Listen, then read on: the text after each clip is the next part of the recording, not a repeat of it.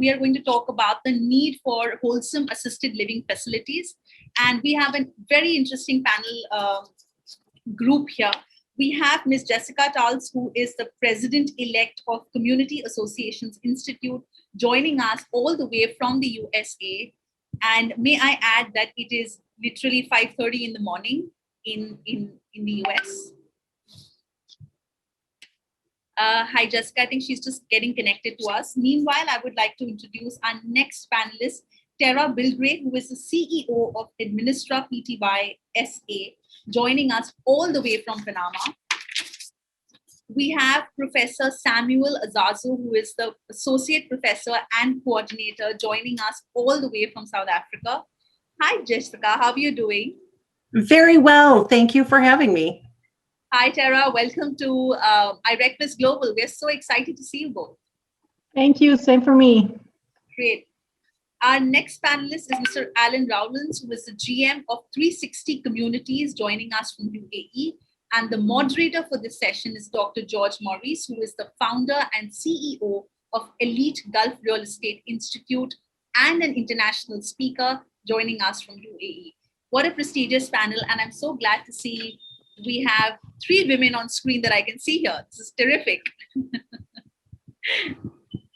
So I am going to hand this session over to Dr. George, and I'm going to enjoy the session as a viewer. Welcome to all the panelists, and handing over to you, Dr. George. Thanks a million, Harsha. It's a pleasure to meet all the world again from the 4 corners of the world. We welcome all of you guys. Jessica from USA, Tara from Panama, Dr. Samuel from South Africa, and Alan, very close to me, from Dubai, UAE. I'm here in Dubai right now, and we're going to be talking today about one of the rising issues, especially during this pandemic, that we have all in the whole world got one virus. So we shared one virus, and hopefully now we're sharing one vaccination concept. We're looking forward to just throw this as a history behind our back and looking forward to the future. Of course, the need of the hour is something totally different than expected a year ago, or maybe shy than a year. We have never thought that we're going to be wearing masks, just going out anywhere. If we look into it from the concept of community management and looking into the mirror, I can tell that I'm a little bit old. So I belong to the senior citizens, or in different community, they call it adult community. And in some countries, they call the adult community or senior citizen 55 and above. I can tell you now, guys, from 2 years ago, I haven't moved out of my country, barely moving out of my house. So the house became the place of living and growing and hopefully looking forward to what's next. The rising point now is, what isn't it for me as a senior citizen within the community that you are managing? The associations, the living facilities, assisted facilities. Is there a need now to focus on this sector for those people who really are stranded away from their loved ones and family and young ones, so they need special help? I don't want to go into saying, yes, this community will become nursing home. This is not what we're looking for. We want to know, is it a need that people focus more about what can be introduced to this community to help those people health-wise, practical-wise, living-wise, nourishment-wise, emotional-wise, and everything else. I'm going to just ask the question to everyone, and let's go by ladies first. Jessica? Hello, thank you. In the United States, we often find that this is an area of need for our communities, whether people are, quote, warehousing their parents in a condominium association or a group housing and ignoring their needs, or if you were listening to the last session with Jivan and Pepe, they spoke about community being one of the most important parts of what we do. And I couldn't agree more, and that our associations have some responsibility, whether it's through committees or through our community efforts to assist and help our aging population in the US. Over 40% of boomers are 67 or older, and they still represent more than 30% of the housing market and home sales in the United States. We can't ignore this and put our head in the sand. We have to really pay attention and make sure that we're providing housing that will accommodate every generation. Sounds good, Tara. How about Panama? What time is it Panama, now, Tara? It's what? We are 6:52 in the morning. So Thank it's you. really, really early right now. Yeah. Thank you. Well, Panama, I really think that we should be working on this new model. We don't get used to have these living facilities for senior citizens in a formal way, something that is planned. We mostly have this home care or nursery homes that are basically houses that have been adapted to receive 20, 25 people, but they lack the infrastructure and the space to develop all the activities and what senior citizens need. So we learned from the pandemic, from the COVID, that senior citizens were isolated from everyone, from their families, and I think that we learned from this that we should be working in a midterm lab on this type of facilities in order not to keep them away from community and society. I think that we should be working on this in a midterm and long term, thinking on ourselves, what we would like to do when we are senior citizens, talking on myself, and making this a little bit more formal, more adapted to what the needs that senior citizens really need in Panama, and try to make it like, make them like part of not keep them away from society. That was something that happened during the COVID. That's something that we should be working on. Okay, so do we conclude that you're really working on adapting some ideas on improving this senior citizen living or communities? Yeah, for sure. We should be working on how other communities to help these citizens in working and adapting in their communities and in the society.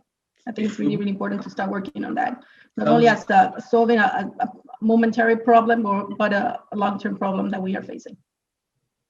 If we move to South Africa, Dr. Samuel, can you tell us if it's really a rising need right now for senior citizens communities? Yes. Well, the first point that I need to make is that the security situation in South Africa has deteriorated over the last couple of years, and even more so during the pandemic. And in these kinds of circumstances, senior citizens tend to become more vulnerable. And so, these types of communities somewhat would shield them from some of the security risks of living with the general population in a situation where some of them are empty nesters living in, big, relatively isolated homes. And when there is a break-in, it would take some time before you find out what happened. And you don't want these things to be happening after the fact. And so it has now become important that we need to begin to adapt the housing solutions that they access to reflect, first of all, the general changes in the security landscape. But beyond security, there is the additional reality that, as we get older, some of our needs become relatively unique in terms of physical and mental health, in terms of nutrition, in terms of some of the personal care that we need, medication and transportation. And then it becomes important where people live in order to be able to have some of these needs met. Now, a certain segment of the South African population has seen emigration of their children to the US, to UK, to Australia, New Zealand, and so some of these people were very hard hit during the pandemic because whereas their kids would fly in and out to visit them, all the borders were closed and they were basically just isolated wherever they were at the start of the lockdown, which is about exactly a year ago. And so, for a variety of reasons, for security reasons, for reasons of the fact that as we get older, our needs change, and also because a slice of them are empty nesters whose support systems are now located abroad, we need to begin to have a closer look at this. Now, some of these facilities already exist for a tiny segment of the market that can afford it, but we need to approach it as a growing, emerging need that we need to address in more deliberate fashion. So you've mentioned the social, the transportation, the health needs, lots of really factors that push us around the world to really care about this sector, which is 30%, like Jessica said, of the housing, all right? And we need to find out exactly what could be the main reason behind us looking into moving forward toward this path. Before we continue this, let's get the background of UAE with the elderly. I know it's not like US or South Africa, but Alan, what can you tell us? Is there a need for this community? I think you're very generous to me, George, when you were talking about the collective age of the panelists. I thank you for that. Funny how this whole thing, with the COVID-19 thing and working from home and lockdowns, it's for the first time in a very long time in my life, I've actually had to lie about my age to get into the mall. And that worked until they asked for ID. And I think the last time that happened to me was when I was about 14 years old, and it was the other way around. But anyway, it's obviously meant a lot to us. Here in the UAE, things are substantially different. I mean, I'm a Kiwi, a New Zealand national, and we have retirement homes, retirement villages. We have over 55 communities, and we have pretty much, what would be mirrored in the US, possibly in South Africa, but maybe not to the same degree. But in the UAE, of course, the visa situation here is you're sponsored by your employer. There are some elements. We talk about the golden card where you can invest, but you must have a fairly substantial investment in the UAE or a fairly substantial income in order to remain without an employer sponsor. So the reality here in the UAE is that unless it's visiting, and we're talking about the expat population, which frankly is about 80% of the total population of the UAE, unless you have a job, you don't have a visa. And so the kind of population you're talking about is limited to visiting relatives, mothers, fathers, or the old crocs like myself, and I'll leave you out of this, Georges, that are still labouring away and still have a work visa and still have someone prepared to sponsor you, even though all the bits are starting to drop off and the aches and pains are starting to come in. So in our communities, yes, we do have aged and infirm people, not to the same degree. Very small population. Generally, those people are pretty well cared for by their family who have sponsored them over in the first place. And so the need for, and I think the terminology, Jessica, is active adults. We don't talk about senior citizens anymore. We talk about active adults.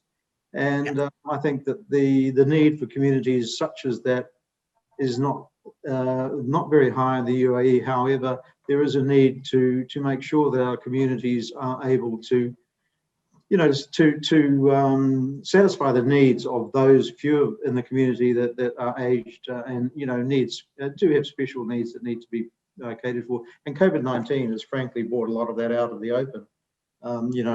Delivery, trying to protect elderly people from infection because they are obviously the ones that are going to be most likely to succumb to this. So it's been very important. Yeah, in the UAE, I think that the situation is significantly different from, let's say, the Western countries. It's different as of now at this stage, maybe, but things could change anytime. Yeah, there'd have to be a significant, George, as you know, there would have to be a significant change in the leadership of this country in terms of citizenship and, whether that's on the horizon, who knows, but there would have to be a massive sea change in the way that, visas are issued in this country for that to happen. If we conclude that really there is a need worldwide for this adult communities or senior citizens or aged population. Active adults. Active adult, like Alan said, active adult. Active adults. So absolutely. And we are all very, very aware of the fact that, the world is, in general, an aging population. I think Japan is very clearly showing that they now have a massive problem in terms of an aging population compared to the actual age of people who are actually in the workforce that need to support that aging population. And I know, in fact, in New Zealand, it's a massive problem from a pension perspective and a superannuation perspective that they've got a rapidly shrinking workforce supporting a hugely increasing retired generation of people. And I think that, Jessica nodding her head is probably also a significant problem in the US. So, us elderly people or us active adults have this inconvenient manner of, not dying, we keep living. So I love this this active adult. We're still active. Thank God. All right. If we conclude that, yes, there is a need for this, and you as community managers or as looking into this associations, owners association, what will be the main reason or the main reasons for you to really look out to do something for this elderly or this active adult people? Jessica, what is the main reason that come to your mind to really work on this at this stage after we have seen that people has been stranded away from their loved ones, from the young ones to help them? So they need some kind of help, either health-wise, testing-wise, vaccination-wise, shopping-wise, food, whatever it is, moving, gymnastics.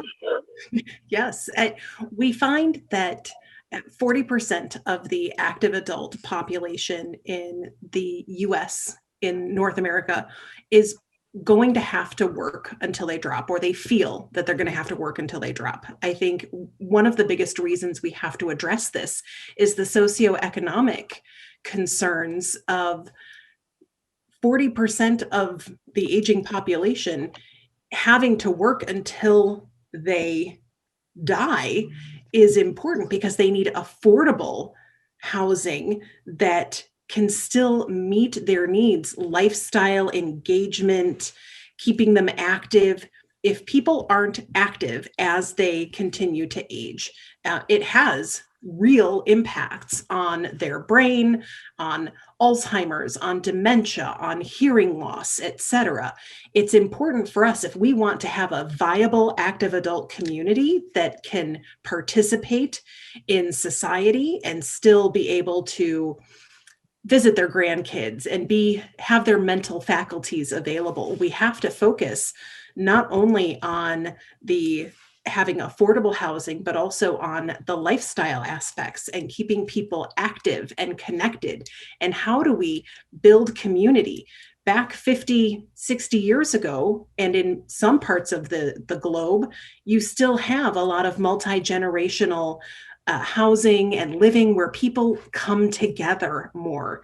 We have our more Western countries where everyone has to have their own home and everyone needs to, it's a point of pride. You have to be separated. And that's really causing some detriment to our aging population, where it's almost taboo to live with your kids, or it's taboo to have your parents come and move in with you because that means that you can't afford the lifestyle that people want or they want to emulate with others. And that's a challenge. The socioeconomic piece is probably one of the biggest pieces, followed closely by the lifestyle. Ira? Yeah, I'll think about basically preserving good standards of life, good living standards. And when we talk about senior citizens, as Jessica said, there's a big percentage of these citizens that will need to work until their last days. But there's also a great part that will not be able to work because they need special assistance. They need to be in housing facilities that are able to provide their special needs, health needs, nutrition-wise, sports. And I think that there's a wide range of solutions that we can have for senior citizens, depending on their personal needs and what stage of their life they're currently. We're talking now about active adults. So let's put it this way: they don't need a full assistance being immobile. No, we want to talk about active ones. Yeah, but also active adults, because of some of them, because of their age, they need special assistance at some point. They need medical assistance, they need physical assistance, or they need to be able to have practice some sports. They need to socialize, and sometimes that's impossible if you're living with your family, as Jessica says, or if you're living by yourself, or in a nursing home or a home care system that is not able to provide what they need in order to guarantee their good standard of life for them from the rest of the days. Dr. Sam? I think that we should be focusing ourselves on providing facilities that will guarantee the best quality of life for active adults. Dr. Sam?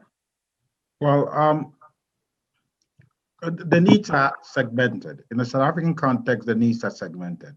There is a slice of the population that have the means and whose personal circumstances as a result of the security situation and the fact that their families have all emigrated would need, special housing to continue to live not cut off from the rest of the population, but able to live in a functional setting.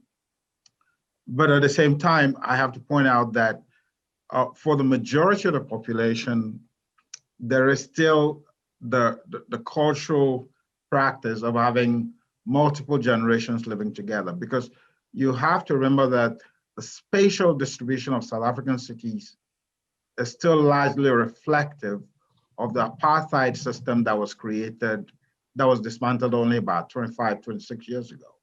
And these so-called townships are configured in such a way that you have multiple generations either living under the same roof or within close proximity of each other. And so the need is a slightly or maybe a lot less acute when it comes to that segment of the population, because there is actually an informal support system that is already available. As a matter of fact, one of the things we do when we draw the market area for housing developments is that you have to use the whole metro. Why? Because in South Africa, there is no upper limit in terms of how far people want to drive to get to work. Why is that? Because they want to live where their townships were during apartheid, given that these townships provide a lot of social capital. As a result, in certain segments of the population, there is still multi-generational living, either under the same roof or in close proximity to each other. And so what is happening is that this type of solution is going to be differentiated according to cultural preferences. So there are segments of South African culture where independent living is the norm, and then there are segments of South African society where multi-generational living is still acceptable and treasured. And so what you're likely to see is different solutions for different segments of the population. Thank you, Dr. Sam. Alan, I'm not going to ask you what could really get you excited to go for this path in Dubai, because you said it's not the situation as of now. But thinking out of the box, can you tell us in active adult communities, what would you like to see post-pandemic? What is it that you want to introduce, to add, to have assisting those people? I might get banned from this conference if I said that, but no, I think that, from a community management perspective, when we talk about, specifically how would this impact on us as community managers, we're most likely to see it when you're talking about the 55 plus communities. So where there are people collected with the same interests and the same concerns. So mainly that's going to be the size of the dwellings. I think Tara or Jessica already mentioned about how the living has to be affordable. So generally you'll find people are looking to downsize. The family has flown the coop. They're looking to downsize their home. They're looking to release some capital because they know that they don't have a job. They don't have a big income. So there is a requirement to release capital. And also they have different interests. They're not going to be out, at the pool having a massive hip hop party at, 1 a.m. in the morning. They're going to be, crawling into bed exhausted by about, 9:30 p.m. So noise, just the relative, the homes and the environment that they're living in becomes very important to them. Quietness, and so that as a community management professional, or as community management professionals that are attending this particular virtual conference, I think the most impact that we are going to or the most the contact we're going to have in this context would be those 55 plus communities. Where it gets more advanced years, the medical requirements become more important, and you'll generally find these very specialized facilities that will have accommodation, but they will also have 24-hour healthcare.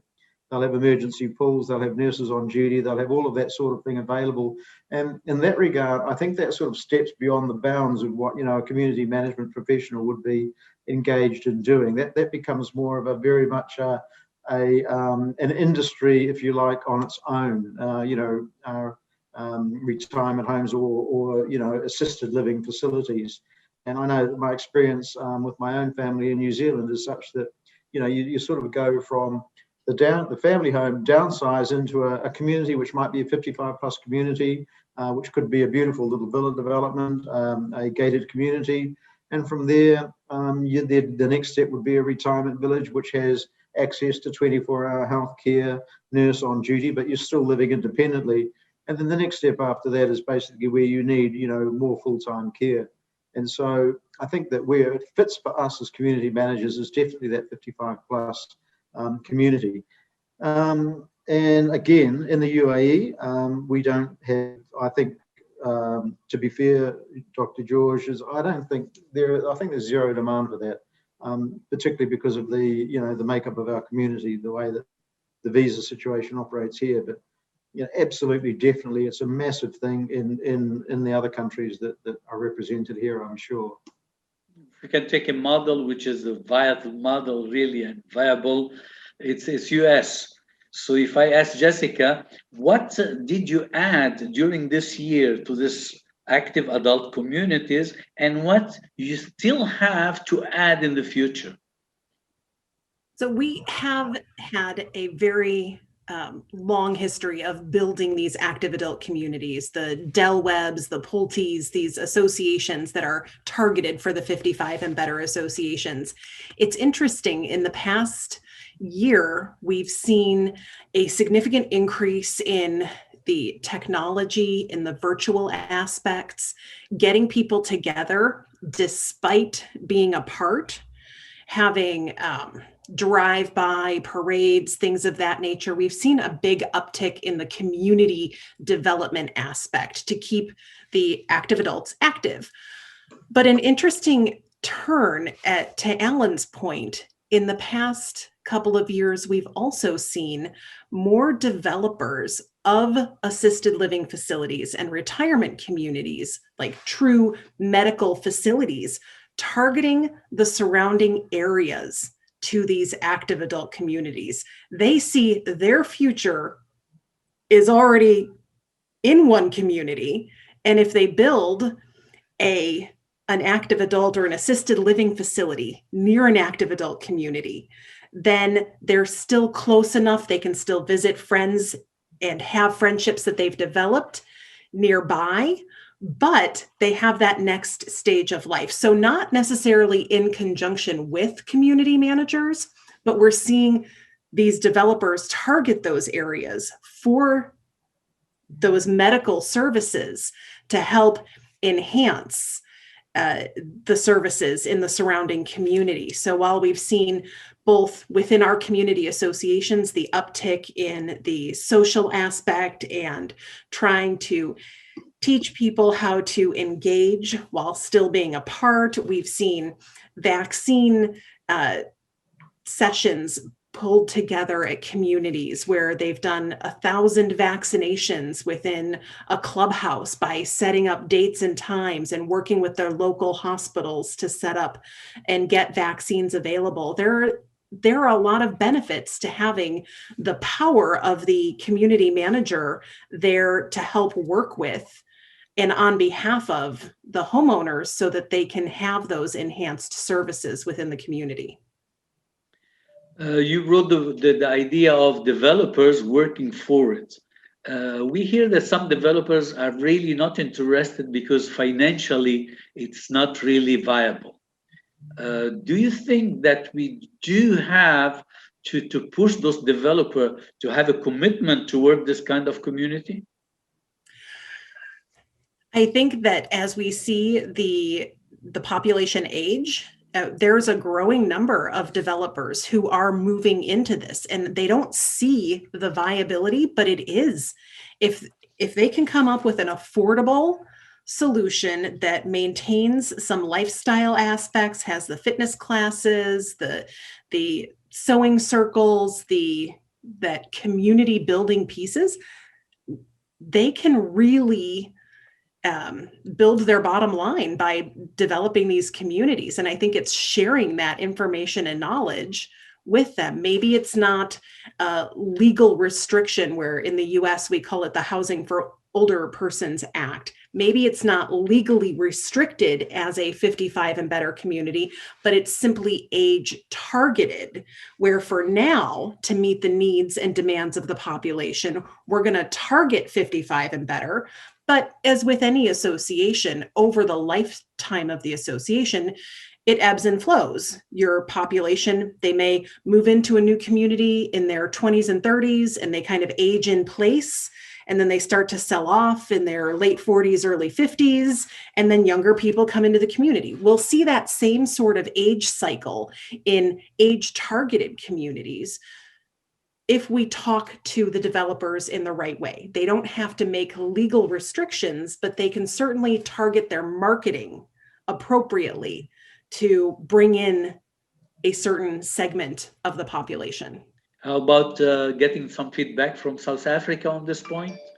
Well, so for a very small segment of the housing market, this type of solution is financially viable. There are some developers that have actually moved into the market over the last couple of years and seem to be doing very well. But another fraction of the same segment, as Alan pointed out, they're downsizing or they're relying on relatively modest pensions, which means that if the pricing is not right, it places these developments beyond their reach. But for the majority of the senior population, who are mostly non-white, there is a huge affordability problem there. That the type of housing they're living as active adults has been poor, and when they transition into older adults, unless they coexist with their extended family, their situation can actually deteriorate. And it must be seen in the context of the fact that in South Africa, the social safety net is extremely thin to non-existent. And so Um, this type of housing has to be seen within the broader context of social housing, with some incentives for the developers,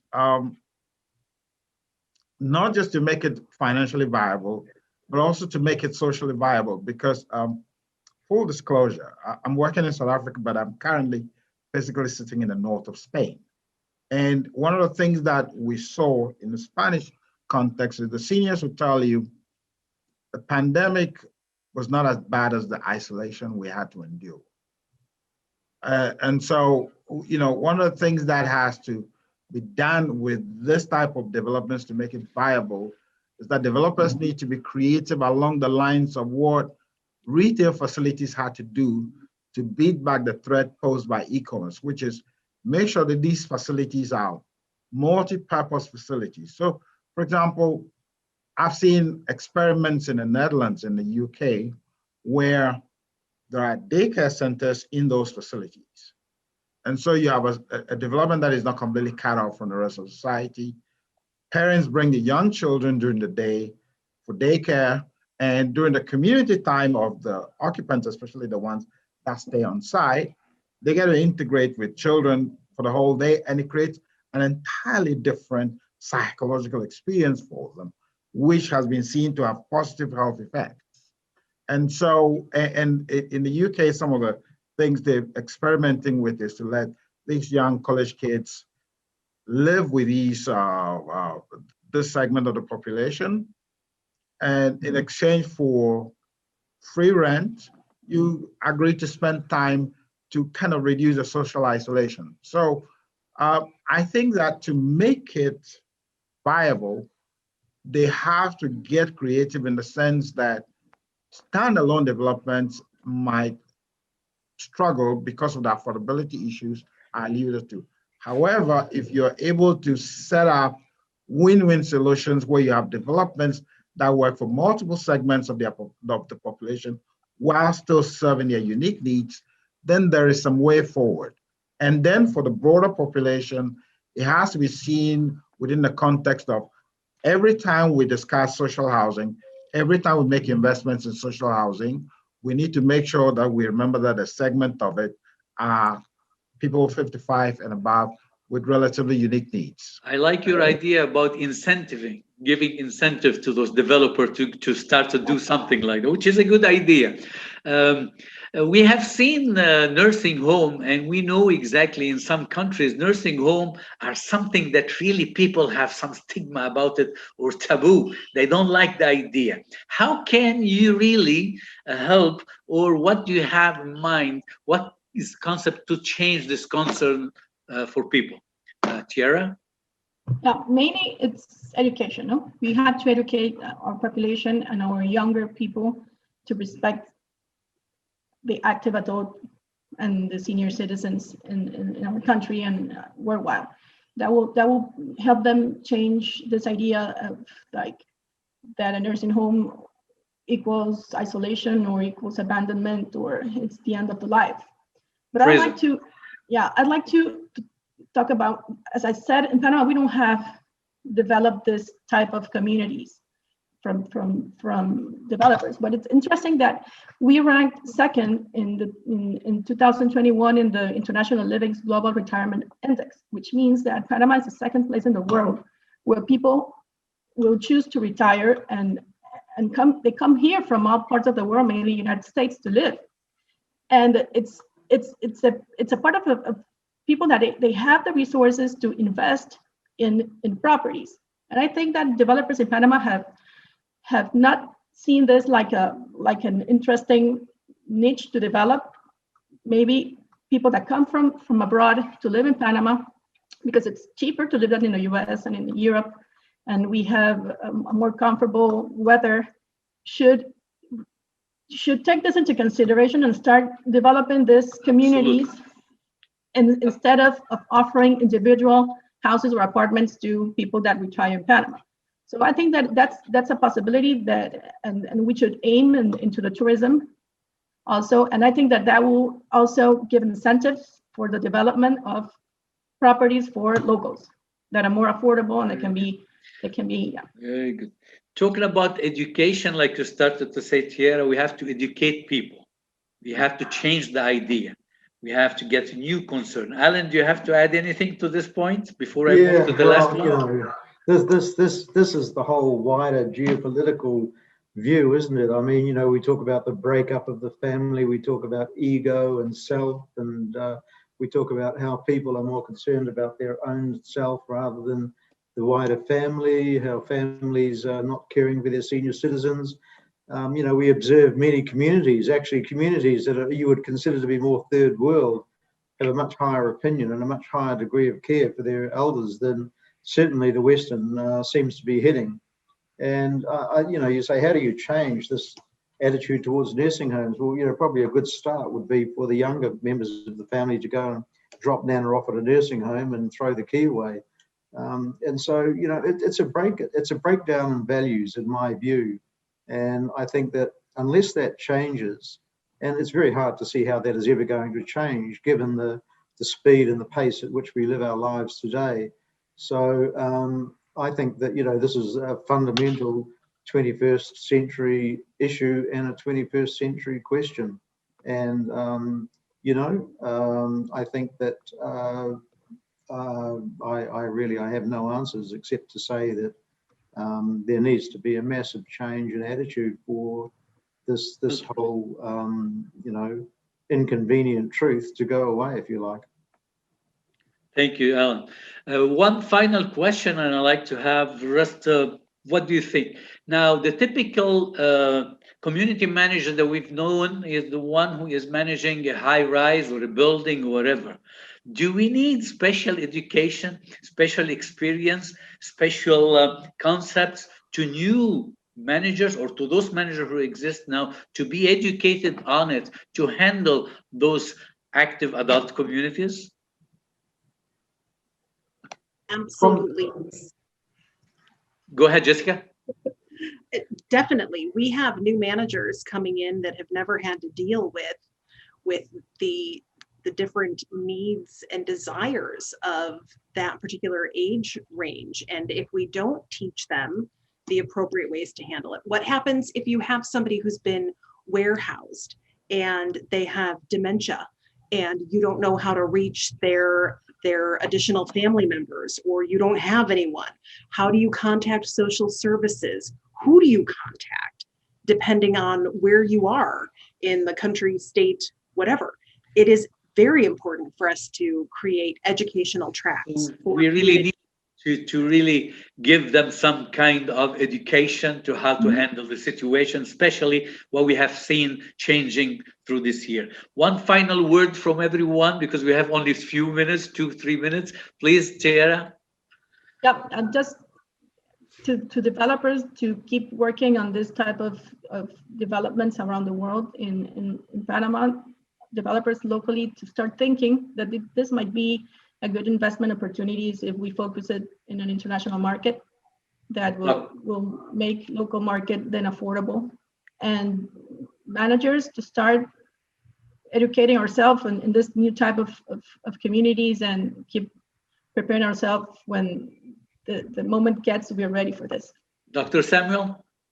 Well, yeah, I think that in addition to standard technical management training, they're going to need very rigorous training in self-awareness to develop greater degrees of empathy for the clients they manage, the ability to manage their own personal stress to avoid burnout, and very creative problem solving, because there's a rapidly changing situation with problems that are ill-defined. So the ability to be creative and to solve problems on the fly are critical additional skills. Thank you. Alan? Yeah, I think empathy is the big word here. In all things, if you could just put yourself in a senior or an active adult shoes for a short time and think that, maybe they're not seeing so well, maybe they're not hearing so well, they may have their transportation taken off them, they can't get to the shops anymore. Everything just becomes that much more difficult. They hurt when they get out of bed in the morning, they hurt when they get into bed at the evening. And, it's just putting yourself in their shoes and realizing that if you are in a high-rise community and you've got, Nana on the 60th floor and the elevators go down, you're going to have to deal with that. Just exactly as Jessica says, you need to have procedures and everything in place to manage. And I think empathy is the big thing. You know, just realise that older people have got a lot going on in their lives. Just you know, getting up in the morning and getting themselves going. So that's what I would say. Thank you, Alan. Thank you. Jessica, CAI has to put some new courses for this kind of communities, the active adult community. I thank every one of you. Thank you for joining us with your really good input to this conference, to this summit. And back to you, Harsha. Thank you so much, Dr. George. It was an incredible discussion, and I think we had a lot of questions from our delegates as well. I'd like to thank each of you, Jessica and Tara, for joining us in the wee hours of morning from your respective locations. Thank you so much. Dr. Samuel, Dr. George, and of course, Alan Rowlands, thank you so much for being a part of this panel. And like you would know, I have been announcing this, but we are very excited that after IRECNIS Global, we are going to be bringing IRECNIS to Dubai.